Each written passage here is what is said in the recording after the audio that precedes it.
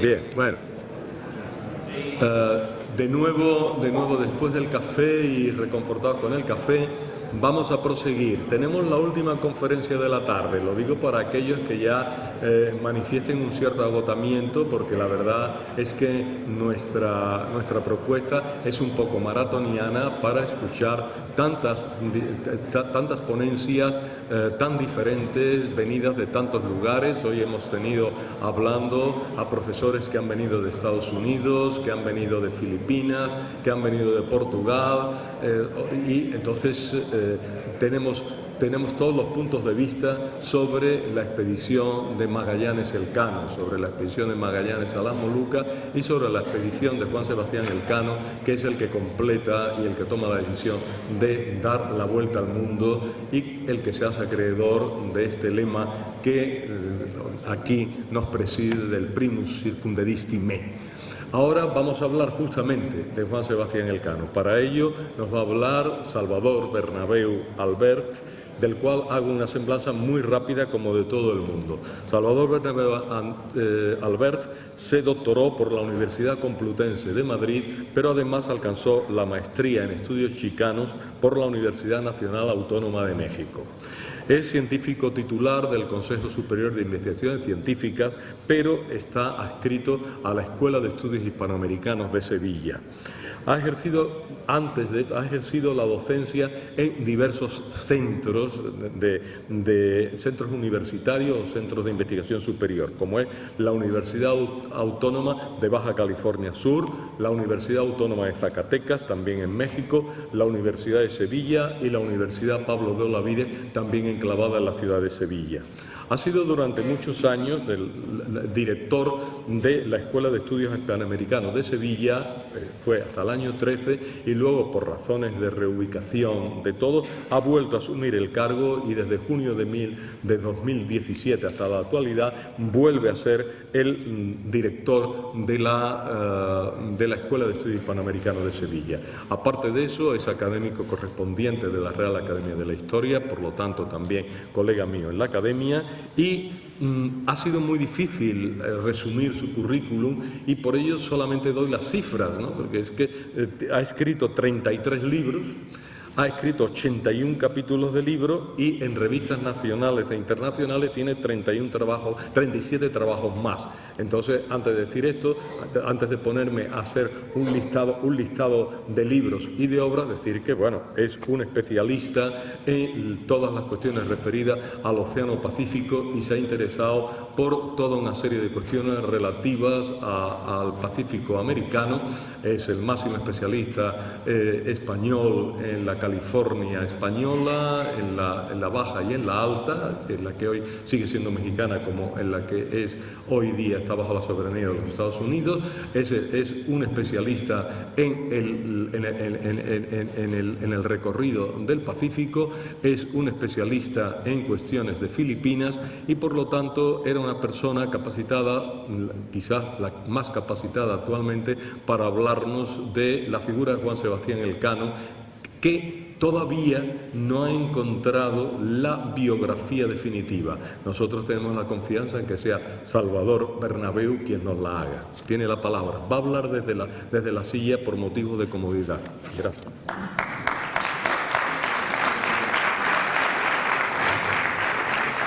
Bueno, muchísimas gracias.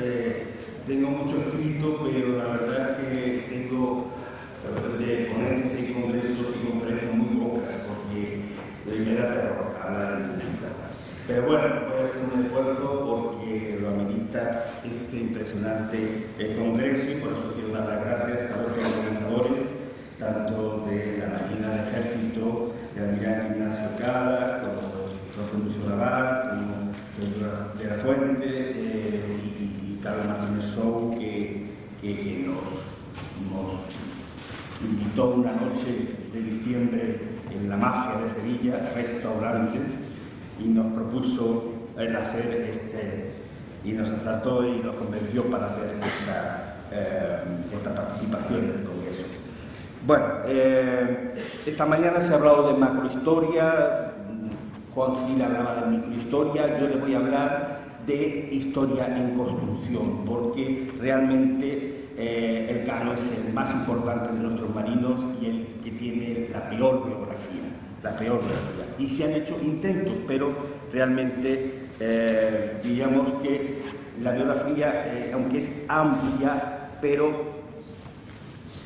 bueno, peca de palabrería, de buenas intenciones, de lugares comunes, de quizás estuvo en tal sitio y al libro siguiente estuvo en tal sitio, comió en tal sitio, quizás pues comió en tal sitio, ¿me entienden?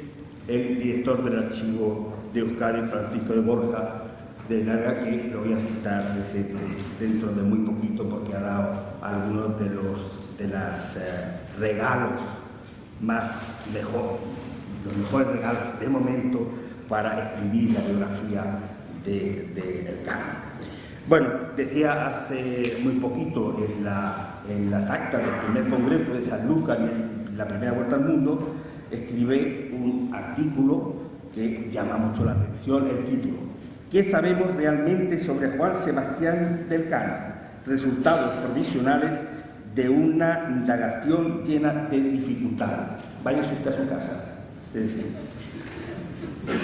bueno, pues realmente detrás de eso lo que venía es: vamos adelante, hay una serie de documentos inéditos, vamos a completar lo que es de Elcano. ¿Y qué hay de Elcano? Pues principalmente hay un esfuerzo por parte de España del siglo XVIII, final del siglo XVIII, cuando los ingleses de nuevo están en el Pacífico, están dando la vuelta al mundo, y el director del Jardín Botánico, no de ningún sitio, del Jardín Botánico, don Casimiro de Ortega, realiza la primera obra, que es esta que tienen aquí, el primer viaje hecho alrededor del mundo, Hernando de Magallanes, y llevado felizmente a término por Juan Sebastián de Elcano.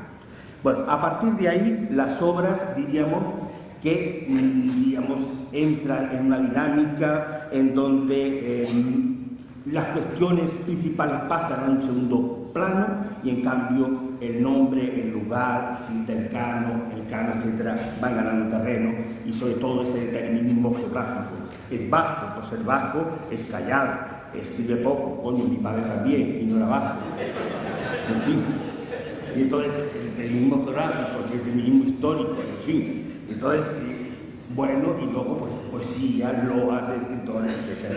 Y así tenemos una gran cantidad que se pueden releer, que se pueden sacar alguna información, pero que nos están hablando pues realmente de una historia quizás diríamos que no ha cumplido con un paradigma de historia científica, ni siquiera con las biografías que se están construyendo en la actualidad en el mundo. Entre otras cosas porque tenemos poca tradición de biografía hasta hace muy pocos años. El libro quizás de Víctor María Sola, Juan Sebastián Elcano, es el libro, pues diríamos, de la caja de ahorro de Guipúzcoa, quizás sea la obra de 600 y pico páginas que ha leído todo el mundo, Elcano, y ahí se pensó que ahí estaba la obra. Dentro de esta literatura, pues le voy a traer un ejemplo en inglés, en este caso, de un señor, Mary Mitchell, que bueno, pues escribe del Elcano y escribe de un boxeador y escribe de la Marina rusa, en fin, de un encargo, como también aparece las historias noveladas en donde encuentran la mejor forma de escribir del Elcano. ¿Por qué? Pues porque tenemos grandes lagunas, es decir, tenemos documentos fundamentales, realmente muy importantes, pero en medio no existe nada. Y entonces los historiadores podemos acogernos a las circunstancias históricas.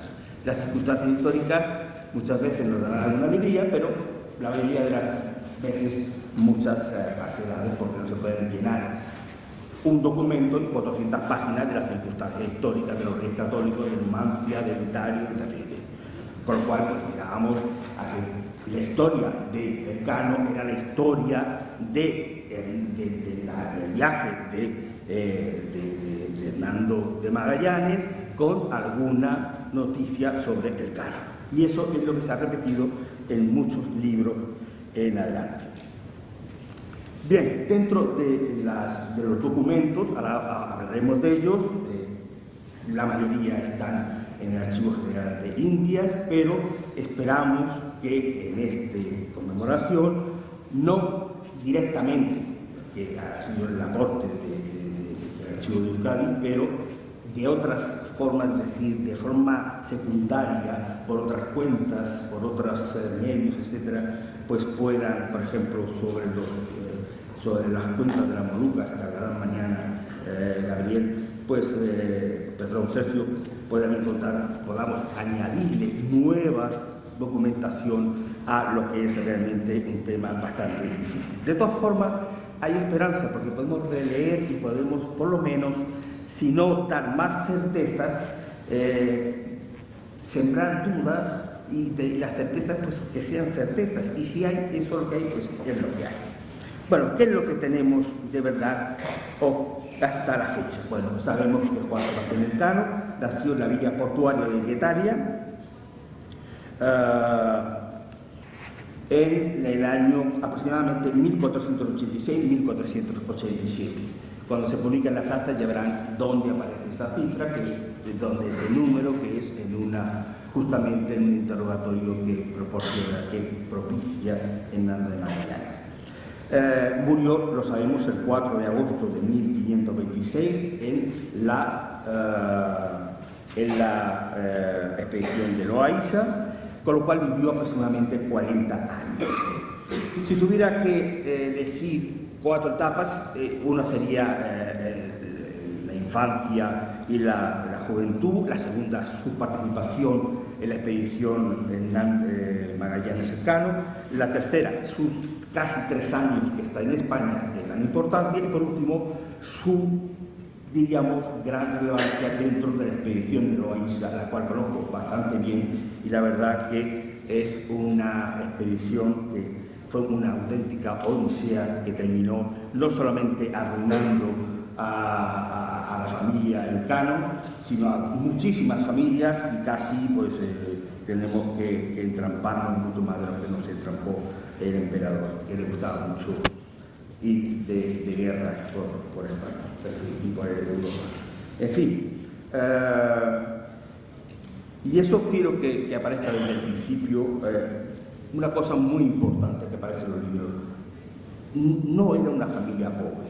La trinitaria, sus progenitores fueron Domingo Sebastián de Elcano, sabemos muy poco, pero murió posteriormente a 1500, y hay lo que hay es un censo de 1500, son varios censos en realidad, donde se dice que es maestre de nao, y que además tenía la posición 13ª en los pagos a la villa por una serie de cuestiones. Es decir, que no era un patriciado, no estaba en las principales familias, pero que sí estaba en una cómoda familia.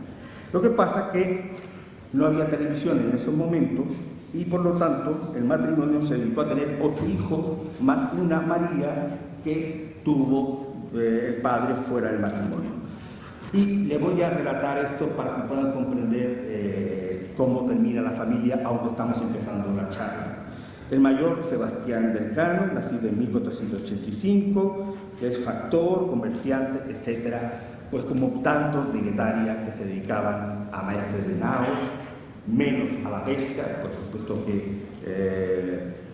puesto que hay menos documentación y principalmente es el comercio, y después también la escribanía y es temas de abogado. A Sebastián le sigue Martín Pérez de Elcano, que muere con Loaiza. Le sigue Ochoa Martínez de Elcano, que muere con Loaiza.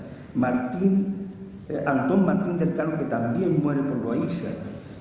Domingo de Elcano no muere con Loaiza porque es cura, y entonces estaba muy a gusto en su parroquia de la iglesia de la Magdalena de Guetaria. Pero de las 2 hijas, Catalina e Inés, Catalina se casa con Rodrigo de Gainza, y uno de sus hijos, que también cura, que será uno de los que después de los pleitos, es sacerdote en San Sebastián, y finalmente Inés, que se casa con el capitán Sebastián de Guevara, que muere también con Loaysa, es decir, 4 hermanos y un cuñado mueren en la expedición de Loaysa, con lo cual ya para 1560-1560 pues prácticamente la familia del Cano ha desaparecido, por desgracia, pues como ha desaparecido también la familia de Magallanes y ha desaparecido la familia de Colón. En fin, este último, por ejemplo, muere en Nueva España, porque es una de las naves, cuando entran en el Pacífico, de Loaysa me estoy refiriendo, se pierde y llega, sube hasta Nueva España, le da un susto de muerte a Hernán Cortés y bueno, le explica que llegan desde el estrecho y que lo que es importante es que a partir de entonces Hernán Cortés ya toma en serio la Mar del Sur y entonces inicia, por ejemplo, poco tiempo después el descubrimiento de California y empieza a mandar armadas hacia Filipinas de forma constante, con lo cual se convierte en un gran protagonista, aparte de conquistador de México, en un gran protagonista del Pacífico, del primer Pacífico. Bueno, si es importante el padre, es más importante la madre. La madre Catalina del Puerto tenía unos reaños tremendos, porque muere el marido, mueren los hijos, es la verdadera foco, es la verdadera diríamos, fuerza de toda la familia, y realmente es una familia más antigua que está en el puerto de Bretaña y que realmente está muy bien, diríamos, rodeada por escribanos, por otros hermanos, sobrinos, etcétera, que van a ayudar mucho en los pleitos posteriores que tengan que poner por la corona. Dos cuestiones han hecho correr mucha tinta, y ahora mismo mucha tinta. Uno de ellos ha sido donde nació el Cano, en estos libros del siglo XIX. Bueno, el Cano, como bien dice Francisco Borja, no tenía casa. Entonces sería la casa del padre, sería la casa de la madre después, y finalmente pues se habla de que pues estaba situada junto a un arrecife, etcétera, y que fue quemada por los carlistas en el año 1836. Y está más o menos, no puedo darlo, pero en este mapa aparece situada. Y el segundo tema que ha dado muchísimo que hablar, que incluso se mandaron cartas al Ateneo, a la Real Academia de la Historia, sobre el nombre de nuestro protagonista. Nunca aparece como el Cano en ningún documento que hemos encontrado. Siempre es Juan Sebastián del Cano, punto, del Cano con mayúscula, Cano, el C. Se ha dicho que, que los canos no proliferaban en el País Vasco, pero bueno, yo me llamo Bernabéu y en Jumilla solamente estoy yo. En fin, no sé si hay razón para científica, habría que buscar un poco más. Y luego, pues, viene una obra de finales del siglo XIX donde pues aparece el Cano, que es una palabra vasca que significa lugar, paraje de heredades de labor. Hacia mí, ya a finales del siglo XIX se impone el Cano, y actualmente pues se va otro paso más, el Cano con K de kilo, y no sé si se irá algo más, pero en fin, no sé si es el momento de abrir el melón, de cerrar el melón, pero porque hay mucho que hablar, pero bueno, ahí está el dato.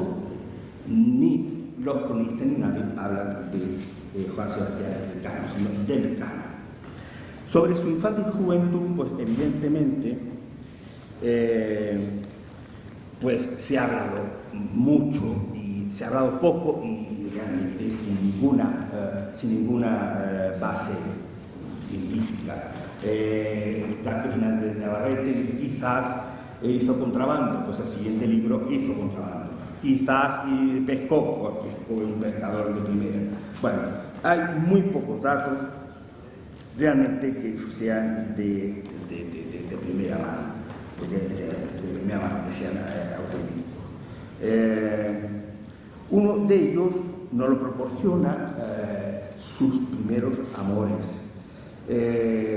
Deja en estado a María Hernández de Herniante y poco antes de morir le deja 100 ducados de oro, que es una buena cantidad, aparte de que porque había tenido su primogénito Domingo de Elcano, porque dice que siendo moza virgen la hubo, bueno, y la hubo. No sabemos cómo la hubo y dónde, pero la hubo. Y eso pues se arrepintió muchísimo en medio del Pacífico, lo cual no sé si es muy marino o no, pero sí, 100 ducados de oro. Pero se llevaba muy mal con la familia y dice que si el Domingo, es decir, si su hijo Domingo muere, que no le den dinero a tal María ni a la familia, sino que a su madre Catalina pasan las perlas, van para su familia, la tal María. Y la otra documentación es una carta posterior que le voy a leer porque es muy simpática. Estando ya en España, siendo ya condecorado, siendo ya un personaje de gran importancia en la corte, ya ha dado la vuelta al mundo, pero así, no así.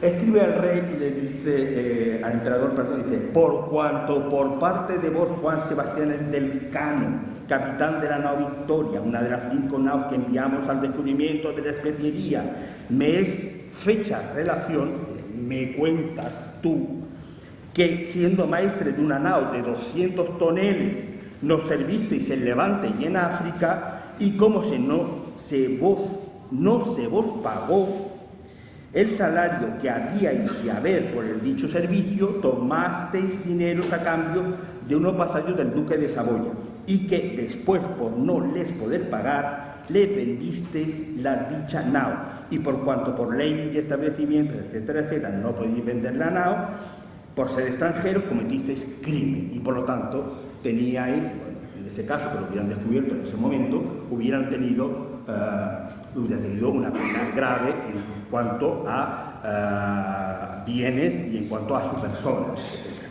Claro, esto ha llevado, y bueno, un pequeño inciso, sabemos entonces por esta carta muy posterior, que había estado en Levante y que había estado en África, lo cual era bastante frecuente para los navíos vegetarios, es decir, eran las rutas a Andalucía, a por trigo, y para vender paños, etcétera, y después en Levante en distintos puntos y al servicio de la corona como maestres de nava. Pero hay dos, en el testamento, que es el documento quizás el más importante, hay 2 huellas de este paso por Levante. Uno que da 6 ducados, 2 para cada una de las órdenes dedicadas a rescatar cautivos, esto es Trinitario, Mercedario y San Juan de Malta, y otra que, bueno, que le tengo que decir que a mí me da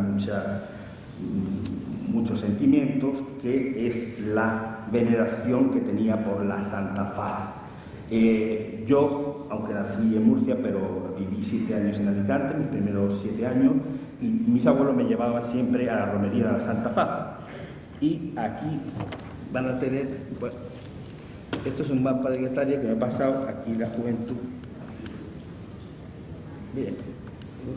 Y aquí en este mapa no aparece, aparece porque está, pero aparece Alicante y junto a ello aparece la Verónica. Bueno, la Verónica es, el convento de la Verónica está a 7 kilómetros del centro de Alicante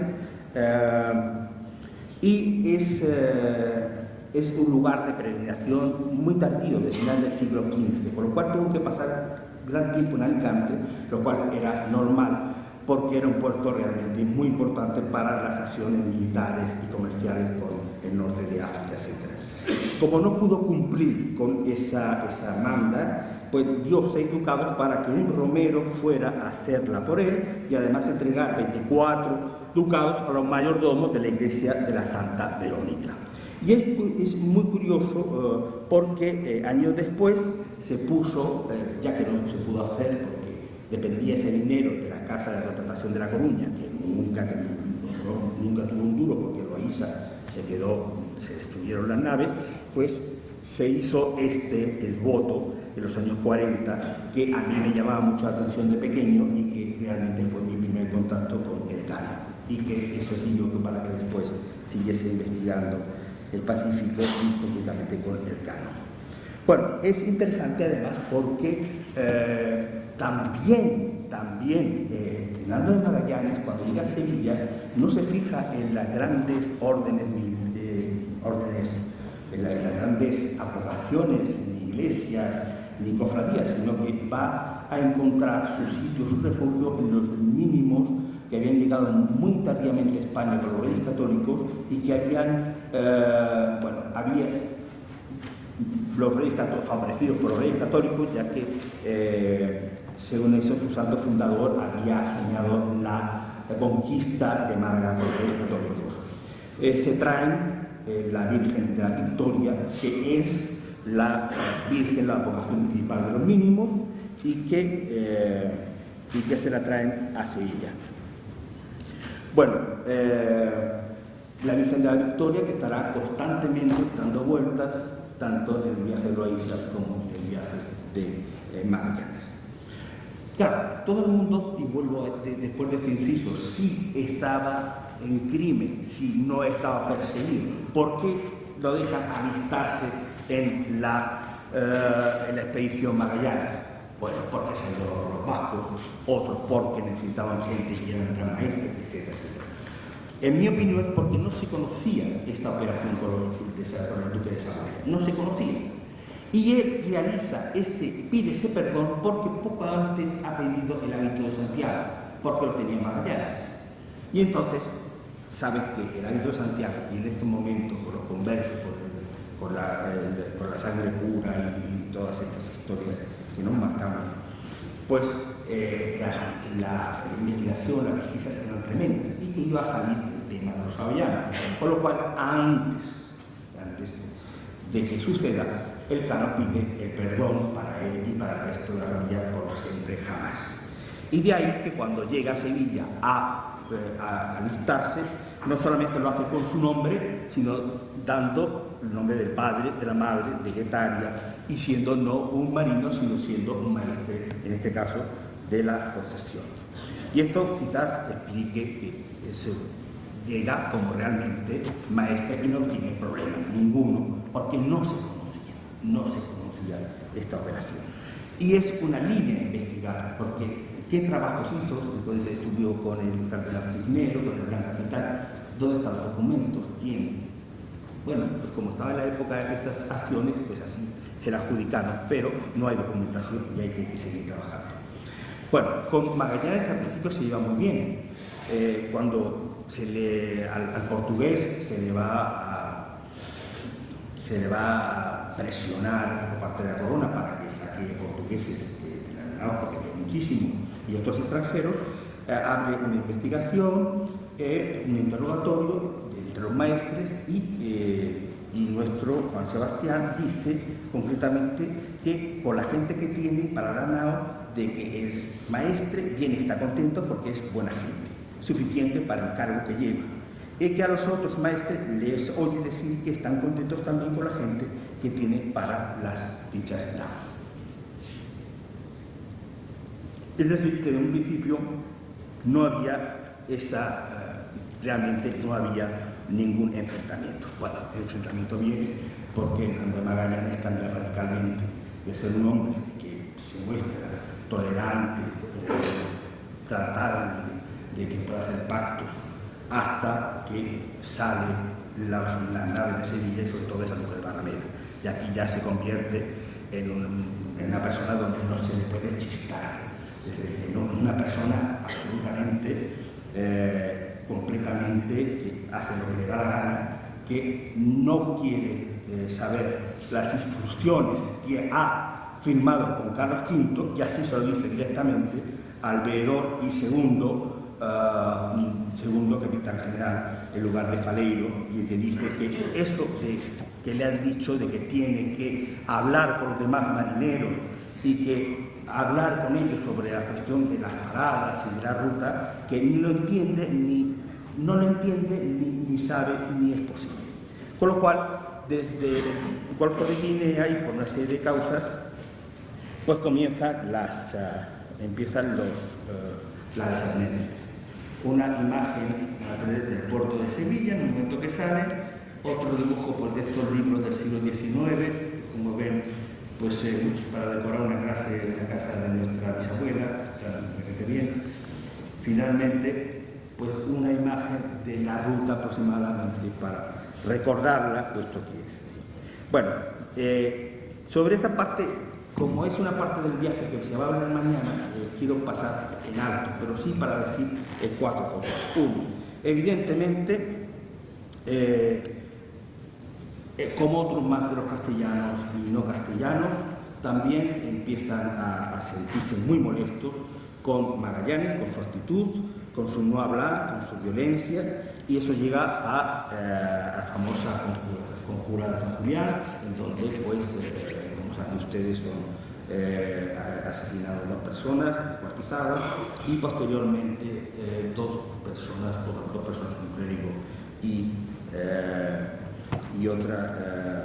Juan de Cartagena, el capitán Juan de Cartagena, dejado en tierra. Efectivamente, el cano no tiene ninguna pelos en la lengua para, cuando se le piden cuentas a la vuelta, decir que efectivamente que él estuvo en esa, y dice claramente a la pregunta del alcalde Leguizamo, aquí en Valladolid, que le requirieron a este testigo como maestre Juan de Cartagena y Gaspar de Quesada que obedeciese a los mandamientos del rey, les diese favor y ayuda para que hiciesen cumplir los mandamientos del rey, como en sus instrucciones lo mandaba. Y este testigo que obedecía y que está presto para cumplir y requerir con aquello al dicho Fernando de Magallanes. 40 hombres, después de la pesquisa, fueron acusados y Magallanes no, aparte de estos 4, donde se citó de ellos, no siguió haciendo, condenándolos porque, como decía, pues necesitaba hombres para seguir navegando y porque no le tuvieran por una cosa malquisto. Concretamente, según Herrera, los perdonó por haberlos menester para servicio de la Armada y porque no le pareció que convenía mostrarse riguroso y hacerse malquisto con el demasiado castigo. Bueno, finalmente llegamos al estrecho, no hay noticias sobre la participación del cano, enferma durante el Pacífico, la travesía del Pacífico, y al llegar al estrecho primero, al llegar a las Marianas posteriormente, y al llegar a Filipinas, estas son otras imágenes sobre las Marianas, ese encuentro que tiene, y al llegar a las Filipinas comienza la recuperación, pero no está curado ni para asistir a la batalla de Mactán, en donde muere Magallanes, ni luego a la matanza de Cebú, que hace en donde mueren importantes cargos de la Armada. A partir de este momento comienzan 8 meses hasta llegar a las Molucas, porque Juan López de Carvalho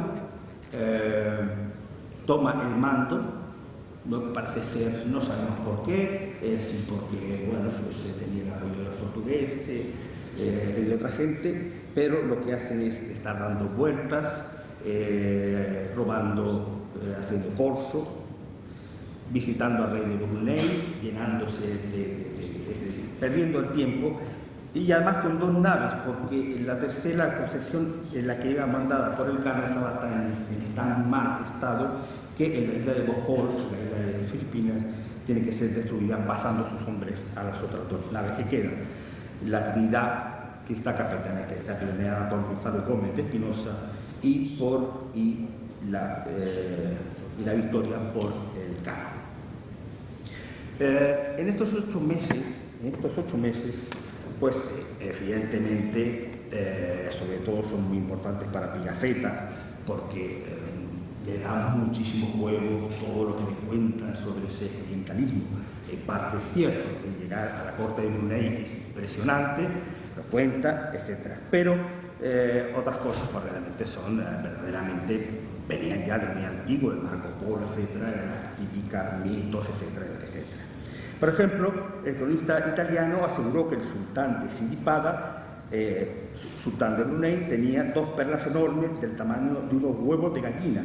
Fernández de Oviedo, que conoció muy bien al Cano, anotó en su crónica: algunos de estos nuestros españoles dijeron que el rey de Brunei tenía en su corona 2 perlas tan grandes como huevos de ansa, pero es falso, y yo quise con diligencia informarme de esto y le pregunté a Juan Sebastián Elcano y a Fernando de Bustamante, y me dijeron que era burla y que nunca tal corona ni perlas vieron. Bueno, como saben ustedes, Pigafetta nunca cita a Elcano, le tiene una rabia enorme y va simplemente a machacar cada vez que puede.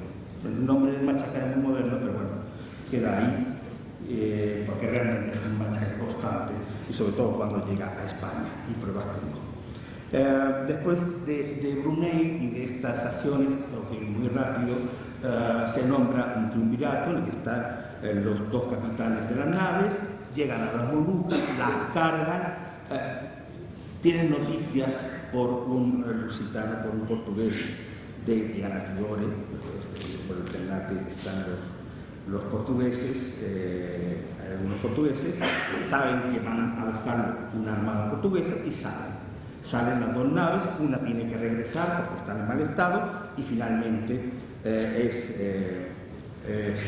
Juan Sebastián Elcano el que sale en solitario realizando la vuelta portuguesa, porque tiempo después la otra nave, la Trinidad, lo que va a hacer es atravesar el Pacífico por el norte, hecho que culminará después otro barco años después, más tarde.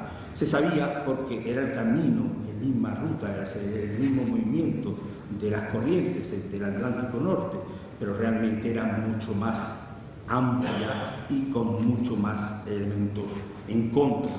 Además se desconocía, no había elementos para tanto tiempo, por lo cual fue otra hazaña de los españoles, pero que aquí no se pudo hacer, y la Trinidad vuelve y son hechos prisioneros por los portugueses. Pero dejamos a nuestro personaje que ya está con el barco, sigue hacia el paralelo 126 hacia el sur, y en un momento determinado va a atravesar el Índico hasta llegar al sur cortamente de África, a Port Elizabeth.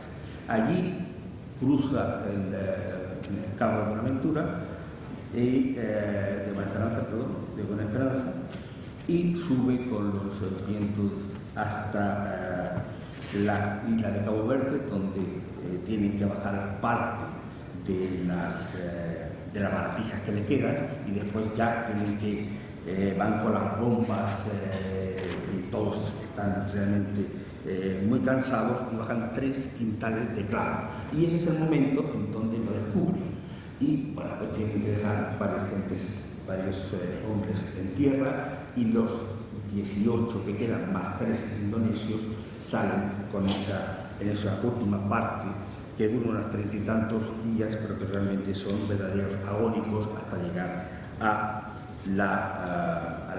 Sanlúcar de Barrameda para cumplir por primera vez la primera vuelta al mundo. En fin, este sería el relato, y aquí empezaría una segunda parte, que por supuesto no tengo tiempo porque es... ¿Queda tiempo? Un poco más. Bueno, pues al llegar aquí es muy importante, tenemos más información sobre el Cano, y este sería también interesante para ver cuál es su evolución, y la evolución después de Castilla con relación a las Molucas. En primer lugar, llegan, como saben, el 4 de septiembre de 1522, avistan el Cabo de San Vicente, el 6 anclan en el puerto de Sanlúcar y escriben 2 cartas, una al emperador, una carta realmente extraordinaria, mire por dónde se mire, es un acierto completo, porque no habla mal de nadie, pero al final le cuenta lo que tenía que oír el rey. Y otra carta a la Casa de Contratación diciendo: señores, hemos llegado, mándenos a alguien que estamos aquí a punto de morir. En 2 días llegan a Sevilla, llegan el día 9 de septiembre, y voy a pasar, porque tengo unas imágenes, pero quiero ir justamente a la imagen la imagen de ese recorrido que hemos hecho, la quema, etcétera. Estos son los ternatos de todos los portugueses. De nuevo el viaje de Huerta, pues aquí una imagen de un libro infantil, pero a mí es que realmente me gusta cómo se plasman todos estos héroes también en los libros infantiles. Y este es el famoso cuadro en donde bajan directamente, bajan de la Victoria en el puerto de la Muela de Sevilla, en el barrio de Triana, y van a ir justamente a ver esta imagen que todavía milagrosamente existe, y que existe en lo que se llama la Catedral de Triana o la iglesia de Santa Ana, que es la Virgen de la Victoria. Es lo único que queda del convento de la Victoria, de donde no solamente habían hecho la ceremonia, no solamente habían dado mucho dinero Magallanes y su familia, los portugueses, sino que además allí se habían bendecido las banderas, etcétera, etcétera. Por lo cual es una pieza, creo que es fundamental para cualquier exposición que se pueda hacer. Ese se produce el día 9, el día 10 se hace una ceremonia de recepción en la Casa de la Contratación y el día 10 se descarga la Victoria. El primer peso tiene 524 quintales de clavo y en una segunda vez que se pesa 528, aunque había notado 600 quintales. Y entonces se le explica, después se le pide que por qué esta diferencia, y entonces es una de las cosas que un primer dato ya para el conocimiento de la historia botánica en España. Responde el Cano que allí recibieron clavo nuevo del árbol y que con el largo tiempo antes se ha enjugado que no enmohecido y que ha venido seco y bien tratado y que si alguna merma hay sería por esto y que la humedad de la mar no merece el clavo porque es caluroso y caliente el clavo. Es decir, es un dato botánico. Pero más nos importa que aparte del clavo trae otra serie de cajas, sacos de canela, moscado, etcétera, más varias cajas de cada uno de los marineros, incluso de los que se quedan en Cabo Verde, y que eso va a llevar a que realmente se centre toda la atención en los aportes económicos.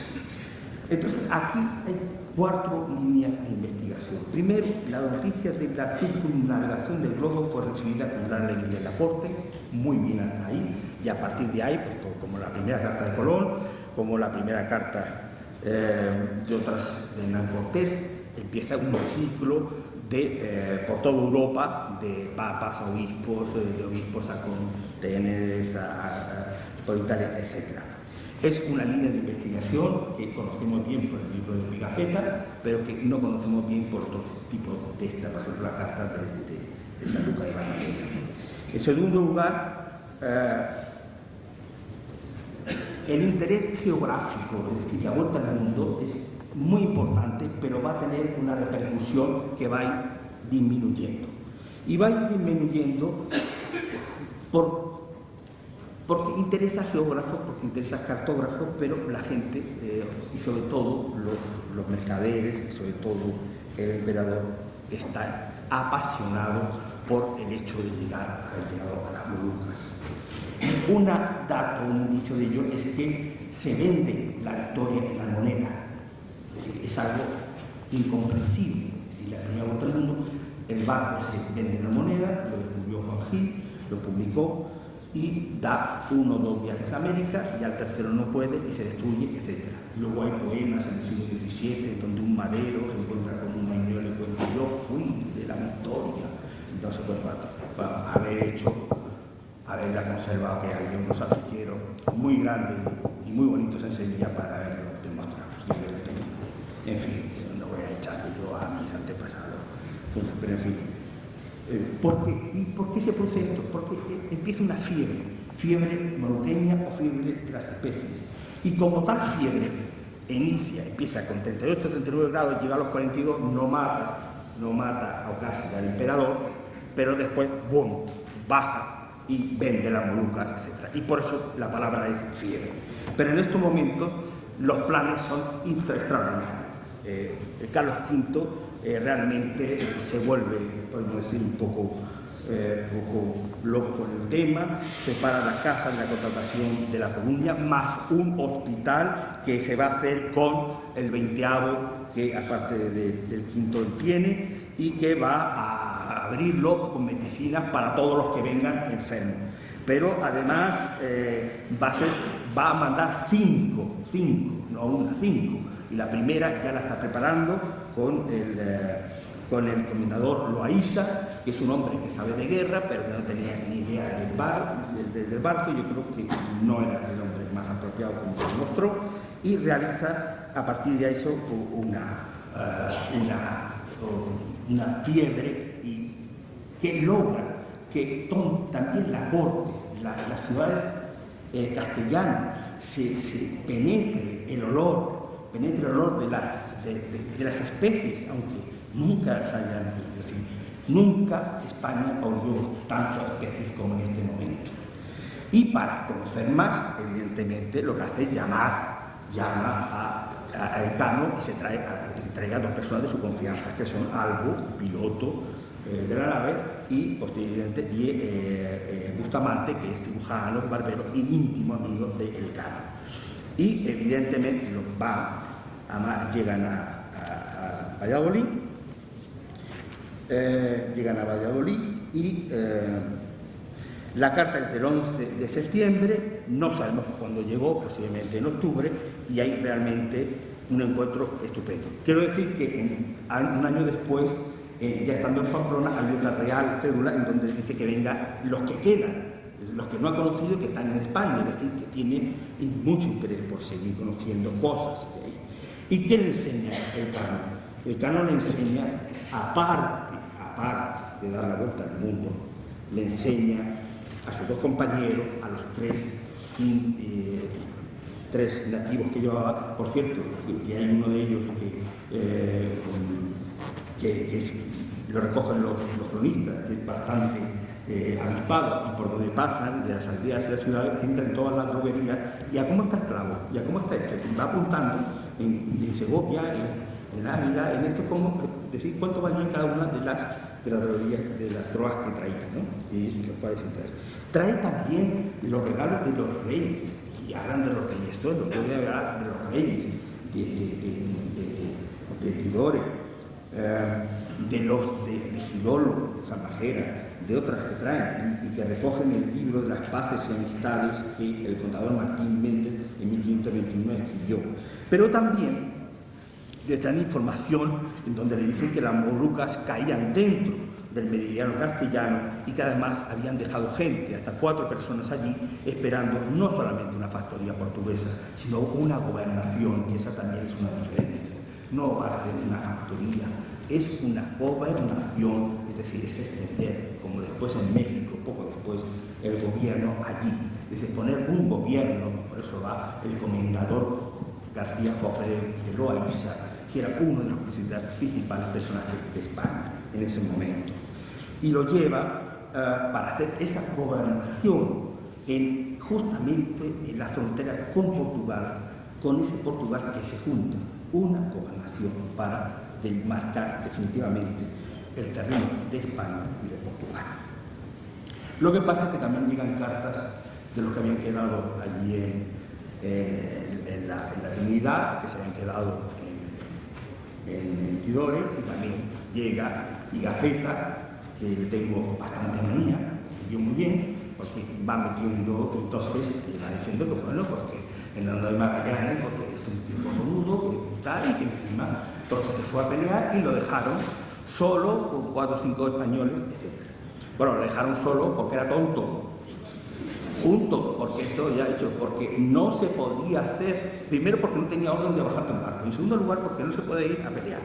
Como Juan Gil, de nuevo, demuestra en uno de sus libros, antes de llegar a las Molucas, no quiere llegar a las Molucas, sino a Filipinas, eso en primer lugar, cuando sabía perfectamente dónde estaba, y porque le da un ataque de religiosidad baja, convierte, etc., porque lo que quiere es que esa parte de las Filipinas donde ha encontrado oro, pero que ha impedido que los marineros, a pesar de llevar las naves cargadas de baratería, de hijas, etc., no toquen ni una ni un intercambio, absolutamente ni un granito de oro para que los locales sepan, o sea, entiendan que no les interesa a los castellanos el oro. Es decir, que no, que yo le gusta, son las plantas, pero que no. Y le impide hacerlo. Entonces, se mete en una guerra absurda y muere pues porque tiene que morir en este momento, porque realmente son muchísimos más y realmente son gente muy preparada porque estaban en guerra constantemente. En fin, y esa es una de las cuestiones. Y lógicamente con estas visiones interpuestas lo que hay, en mi opinión, lo que hay es un interrogatorio en el que se va a pedir cuenta de todo esto y se va a pedir cuenta también de por qué no están registrados ni durante el periodo de Magallanes ni el periodo de su sucesor, de los portugueses, las cosas que se han intercambiado o que se han llegado a la nave. Y evidentemente el canon lo que dice que responde de todo lo que se ha entrado en la nave y se ha registrado a partir de su mandato de la nave, pero anteriormente no se tenía cuenta absolutamente de nada, y así están los libros, no están. Bueno, parece que sí quedó, o por lo menos por esa fiebre quedó convencido Carlos V, y en 1523, en primer lugar, le va a dar 500 ducados de oro anuales vitalicios sobre los fondos de la Casa de la Contratación de La Coruña, que significa que te quedas sin absolutamente de nada, porque no volvió la Eloísa y desapareció la Casa de la Contratación. Con lo cual, por más pleitos que hubo, no se pudo hacer. Lo nombra caballero, le da el escudo de armas, con un importante significativo que tengo aquí más adelante, que es el escudo que le da, que está lleno, es muy curioso porque está lleno de las especies, están situadas las especies, y con ese yelmo cerrado sobre un grupo terráqueo con la leyenda Primus Circum Deliste Me. Posteriormente pide el hábito de Santiago, que no se lo dan, pero él le da el perdón, y por eso conocemos algo de esa juventud. Y tenemos también el señor Elcano, que de nuevo comete otro pecado de faldas. Se casa, otra vez tiene una hija fuera del matrimonio, con María Vidorrieta, la cual sí, a la primera le da 100 ducados, a esta segunda le da 40 ducados, pero con la condición de que cuando cumpla 4 o 5 años su hija, la mande con su madre, doña Catalina del Puerto, que como se dice todavía, la madre. Bueno, es muy importante otra línea de investigación, que es la cuarta, sería ya sobre qué pasa con Portugal. Trata realmente, es bastante tarde el tiempo en sondear a los portugueses. Al final está el Tratado de Victoria, de 19 de febrero de 1524, como, diríamos,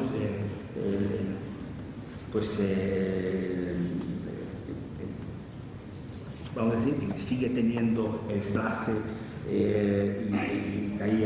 y estaba en la corte Juan Sebastián Elcano, donde tenía el cazo y tenía la vista no solamente del emperador, sino de otros grandes señores. Lo manda como piloto a estos encuentros que se producen en Badajoz, donde hay una cosa, donde se produce pues esas reuniones que terminan en nada y que van a terminar cada uno yéndose a su casa.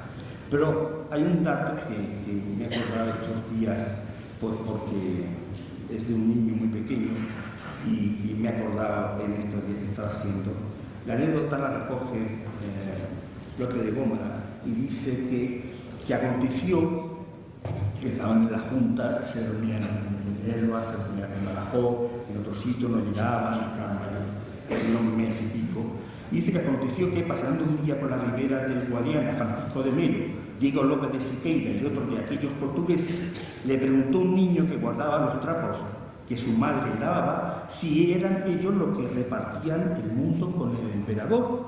Y como le respondieron que sí, alzó la camisa que llevaba y mostró las nalguitas del culito y le dijo: pues echad la raya por aquí en medio. Cosa que fue pública y muy reída en Badajoz y en la congregación. Bueno, nos queda el otro papel importante, que aparte, mientras que están haciendo estas averiguaciones, lo que se está realmente es haciendo una gran armada con barcos mucho más grandes, mucho más potentes, en donde el papel de Elcano es muy desconocido, y aquí tenemos otra labor que hacer con los archivos de Euskadi y de Santander, de Portugalete, etc. Porque hay una carta en donde se le da las gracias por el papel que ha hecho tan importante, y gracias a eso, el 24 de julio, la víspera del patrón de España, de Santiago, el Mayor, sale una nave con 7 naves que desgraciadamente va a ser toda una odisea, porque dos desaparecen, la que lleva Elcano pues termina en el estrecho Santo Espíritu, mueren los 4 hermanos, muere el cuñado, y realmente la familia termina por bancarrota. Bueno, finalmente es una de tantas historias del siglo XVI en los puertos del norte de España, donde decir que la suerte es, como se dice ahora, líquida, es decir, que el mismo se puede subir en una generación que bajar en la siguiente y estar en lo más arriba y en lo más abajo.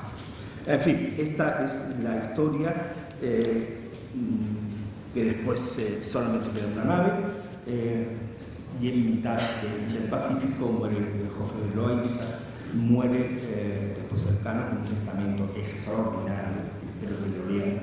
Hay ya magníficas transcripciones donde se muestra como muy religioso y con datos muy interesantes para su vida. Pero hay dos cosas interesantes para terminar. Yo conozco la expedición de Loaiza y tenía los apuntes por un libro que escribí con Lola Higuera hace muchos años, que se llama, no me acuerdo, Peregrinos Españoles por el Mar, etc., La aventura de lo imposible, que he publicado por el Museo Naval y por Lumberg. Entonces, dos datos que he recogido es una, que la expedición de Loaiza tenía la intención de ir a las Molucas por África y no por el cabo por el estrecho después de Magallanes. Es un dato muy significativo y que impone Elcano, y que los demás capitanes, por ser y por haber atravesado, pues le dan su placer. Realmente ahí, pues realmente tuvieron muy mala suerte. No sé qué hubiera pasado por el otro lado, no soy adivino y los historiadores nunca podemos ser adivinos, pero sí, ese dato es muy curioso. Pero otro curioso más aún, otro dato muy curioso. Cuando muere José de Loaiza, Elcano le pide al piloto que ponga rumbo a Zipango. Y de nuevo estamos en la misma aventura de Hernando Magallanes, que no quiere llegar a las Molucas, quiere llegar a Zipango. Antes de llegar a las Molucas se tropieza en Filipinas, y allí donde quiere montar su gobernación y de elegir de esas islas que le había prometido les había prometido el emperador, elegir las mejores, es decir, las 5 Molucas que sean el emperador, pero 3 que me corresponden que sean estas 3 que están aquí. Pero realmente, bueno, directamente a Zipango no les traerá nada a Gil, por supuesto, ni un dato ni otro. Pero es más curioso que el que lo dice es nada más y nada menos que su ayuda de cámara, sus amigos, su aprendiz, que es Urdaneta, y que escribe que si no hubiera muerto Elcano, las naves, la victoria hubiera llegado a Zipango, que era realmente lo que quería eso. Y hay muchas líneas abiertas, mucho por hacer. Gracias a Dios nos faltan 4 o 5 años y le doy las gracias porque es muy tarde y por